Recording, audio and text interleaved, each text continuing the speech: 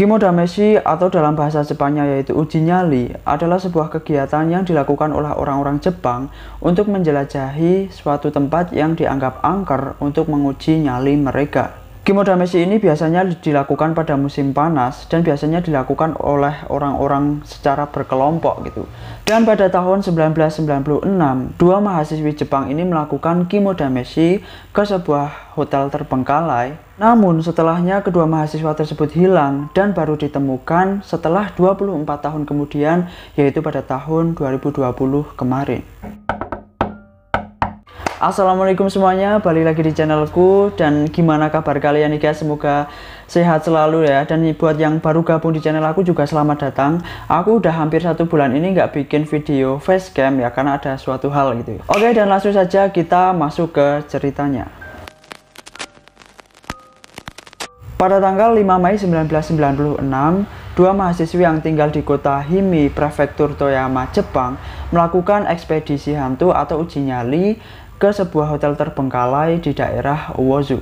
Kedua mahasiswi tersebut bernama Narumi Takumi dan juga Megumi Yashiki. Keduanya ini berusia 19 tahun pada saat itu. Jadi guys, awal ceritanya itu adalah bahwa hari itu pada tanggal 5 Mei 1996 di malam harinya, yaitu pukul 9 malam, kedua cewek ini mengabari kepada kedua orang tuanya masing-masing bahwa mereka akan melakukan uji nyali ke sebuah hotel terbengkalai, yaitu Hotel Subono, bukan Hotel Sugiono loh ya, di daerah Uozu, Jepang. Mereka itu pergi ke sana dengan mengendarai mobilnya Yashiki, yaitu mobil Subaru Vivio berwarna hitam. Jadi diketahui bahwa sebelumnya kedua cewek itu udah pernah ke Hotel Subono ini 2 kali, dan yang terakhir ini adalah yang ketiga kalinya. Secara singkat, Hotel Subono ini merupakan hotel spa pemandian air hangat bertingkat 6 yang dulunya ini sempat aktif ya guys. Namun pada tahun 1980 Hotel Subono ini akhirnya ditutup karena mengalami kebangkrutan dan manajernya itu tiba-tiba hilang gitu. Yang akhirnya dengan cepat hotel ini ditempati oleh para geng berandalan, dan mereka itu kayak melakukan vandalisme, mencoret-coret tembok itu, dan mereka itu juga mabuk-mabukan serta memperkeos gadis-gadis Jepang di sana. Dan akhirnya Hotel Subono itu menjadi tempat yang angker menurut warga karena tak jarang warga itu dilihati oleh sosok-sosok. Oke, kembali lagi ke kedua korban yaitu Yashiki dan Narumi.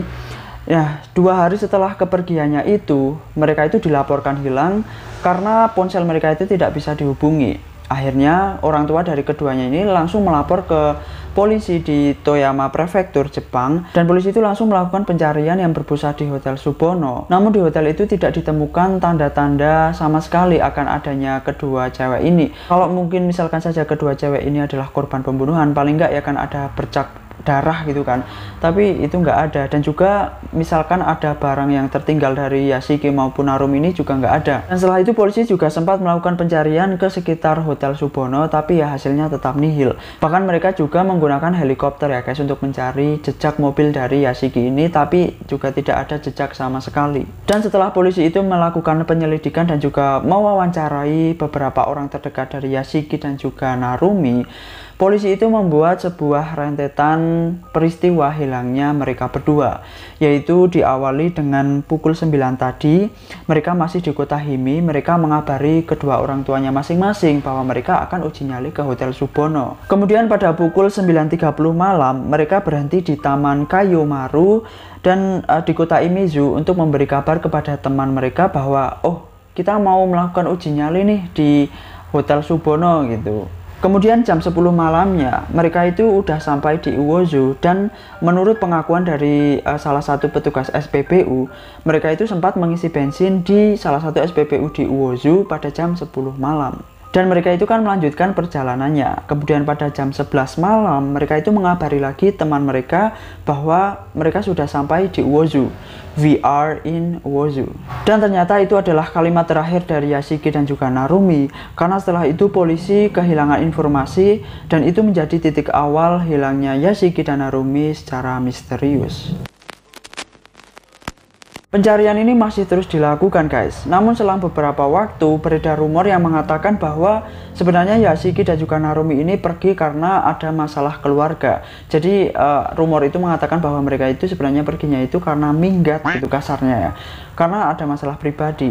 Dan oleh karena itu polisi juga sempat menghentikan pencarian terhadap kedua korban. Karena ya mereka itu ngira mungkin kayak oh ya mungkin saja mereka berdua lagi pengen menyendiri gitu. Biasa kan anak muda suka galau-galau gitu kan. Dan mungkin juga karena masa pencariannya yang telah usai. Namun kedua orang tua dari korban ini menyangkal kalau mereka itu ada masalah pribadi dan meminta kepada polisi untuk melanjutkan pencariannya. Dan akhirnya nih guys, setelah 1 bulan lamanya kedua orang tuanya ini menunggu, polisi melakukan pencarian lagi besar-besaran pada bulan Oktober dengan menggunakan 2 rute ya guys, 2 rute yang berbeda. Namun hasilnya tetap saja nihil. Lalu pada bulan Maret 1997-nya atau 1 tahun setelah kasus itu berlalu, polisi dari prefektur Toyama ini baru merilis nama mereka ke publik sebagai orang hilang.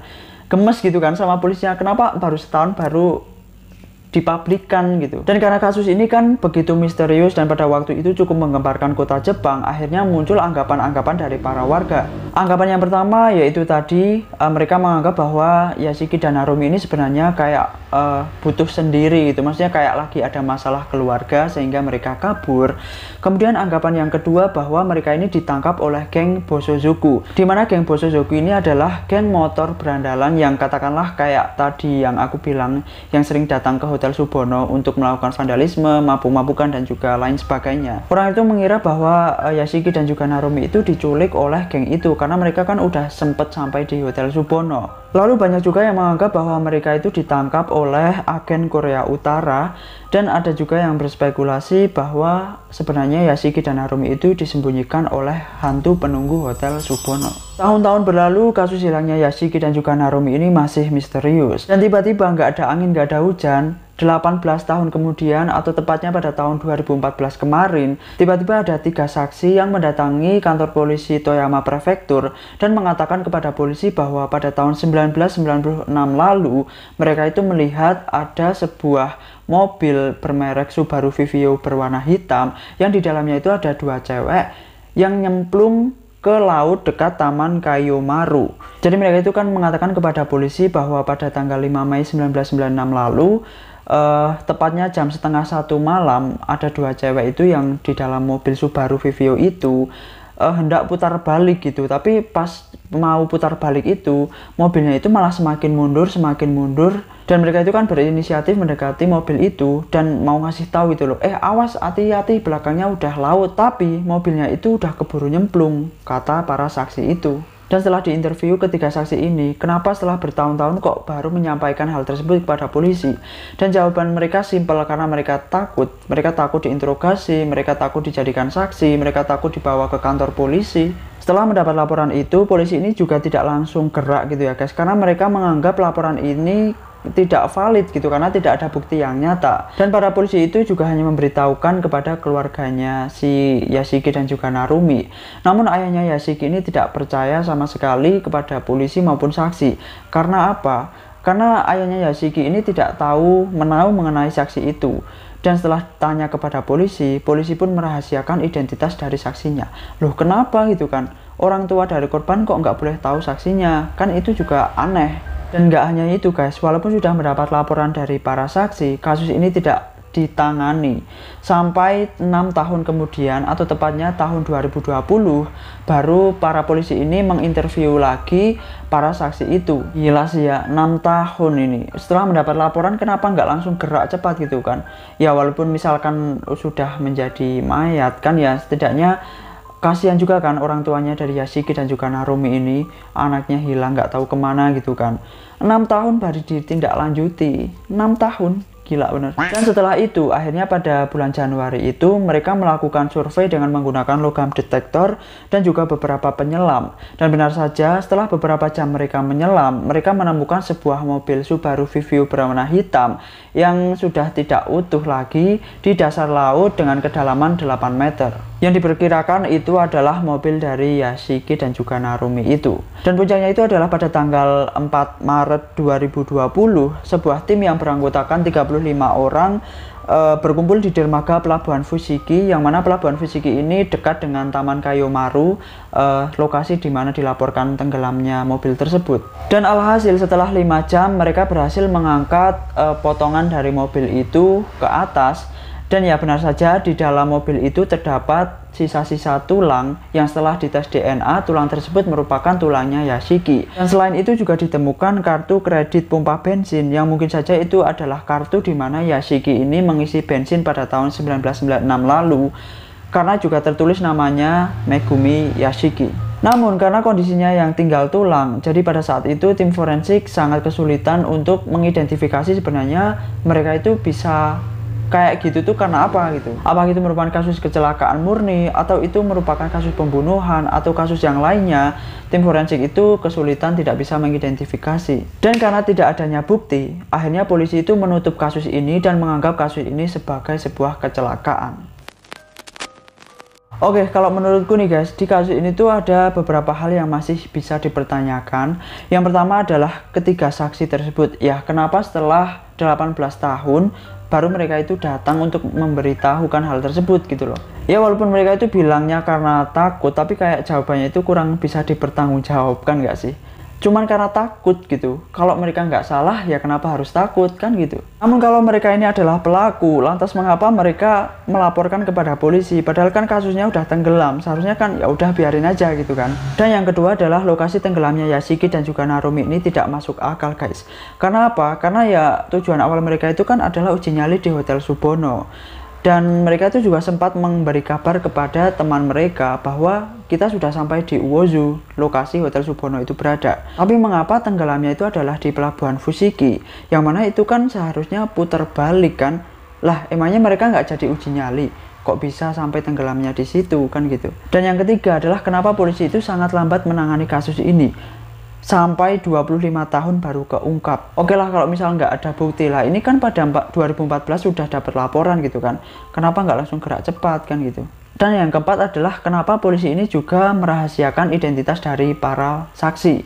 Jangankan orang-orang, bahkan ayah dari Yashiki dan juga Narumi sendiri tidak tahu siapa saksinya. Tapi yang jelas kasus tenggelamnya Yashiki dan Narumi ini masih misterius sampai sekarang. So aku mau tahu nih guys, gimana kalau pendapat kalian terkait kasus ini? Boleh kalian komentar di bawah. Kenapa mereka ini bisa tenggelam? Apakah mereka ditenggelamkan oleh geng Bosozoku? Ataukah mereka itu murni kecelakaan?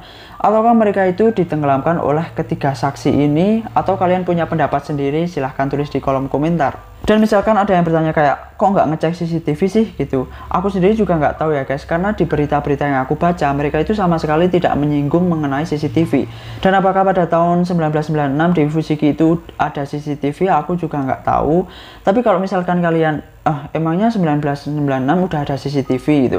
Udah ada ya guys, karena aku baca itu CCTV itu ditemukan pada tahun 1942 di Jerman oleh insinyur Walter Bruck.